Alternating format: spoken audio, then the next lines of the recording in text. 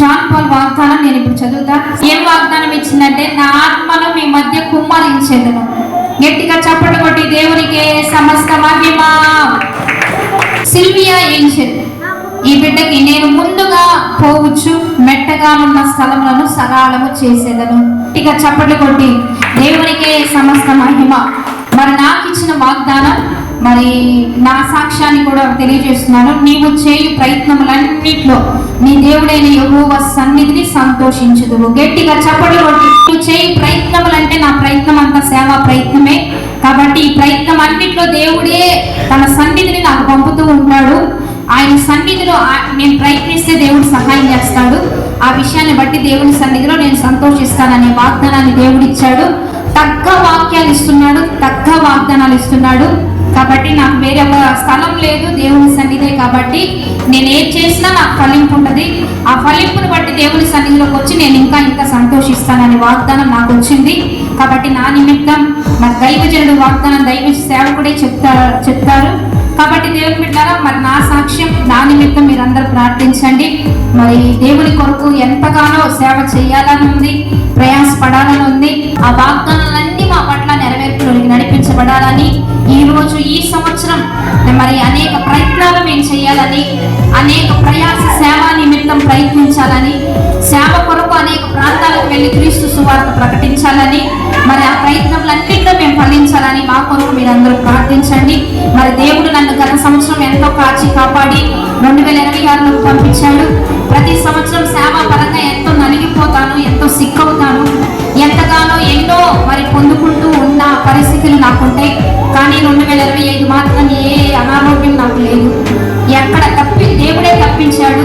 దేవుడు ఎంతగానో నాకు 2025 సంవత్సరం అంతా ఎంతగానో కాచి కాపాడాడు, ఎంతో కృప చూపించాడు, ఎంతో సేవా పరంగా కష్టపడడానికి. మరి కాబట్టి మేము అన్ని రీతిలుగా సేవా పరంగా ముందుకు వెళ్ళాలని మీరందరూ ప్రార్థించండి. కాబట్టి దైవ దాసుడు తన సాక్ష్యాన్ని చెప్తూ ఆ దాసునికి ఇచ్చిన వాగ్దానాన్ని కూడా ఇస్తారు. కాబట్టి ఆ రీతిగా ముందుకు వెళ్దాము.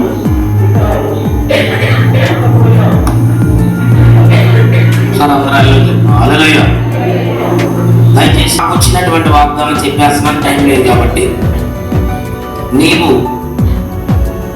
బహుప్రియుడు గనుక నేను నీ యొద్దకు పంపబడితే, ఎవరు? దానియేలుకి దగ్గరకు ఒక గాబ్రియేలు దూత పంపబడింది. ఎవరు పంపించారు? దేవుడు పంపించాడు. దానియేలు ఏం చేశాడు? ప్రార్థన చేశాడు. ఆ ప్రార్థన విని దానియేలు ప్రార్థన మొదటి రోజు విన్నాడు. జవాబు రావడానికి ఎన్ని రోజులు పట్టింది? 21 రోజు పట్టింది. ఈరోజు ఒక గాబ్రియేలు దేవదూత, ఒక పారసీకపు రాజు మధ్యలో యుద్ధం జరిగి వారి మండల శక్తులు వాటిని జయించి మిఖాయేలు ఆ యుద్ధం చేస్తూ ఉంటే జవాబును గాబ్రియేలు దేవదూత తీసుకొచ్చింది దానియేలు దగ్గర. ఏమంటుందంటే, నువ్వు బహుప్రియుడు, నువ్వు చాలా మంచోడు కనుక నేను నీ యొద్దకు పంపబడింది. ఈరోజు మన ప్రార్థన, సేవకుడుగా నా ప్రార్థన అన్ని కూడా దేవుడు విన్నాడు. గాబ్రియేలు దేవదూతను పంపించాడు. నాకు నేనేదైతే అనుకున్నానో అవన్నీ కూడా నాకు చూపిస్తున్నాడు, సఫలపరిచాడు. దేవుడు నన్ను 2026లో ఆశీర్వాదకరంగా ఈ పరిచర్యను, నన్ను, నా కుటుంబాన్ని, నా ఫ్యామిలీని దేవుడు ఆశీర్వదించును గాక. దేవుడు నాకు ఇచ్చిన మరి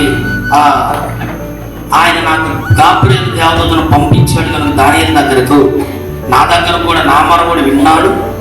నేను అనుకున్నవన్నీ కూడా దేవుడు సఫలపరచును గాక. సంఘాన్ని కూడా దేవుడు అభివృద్ధిలోకి తీసుకొచ్చును గాక.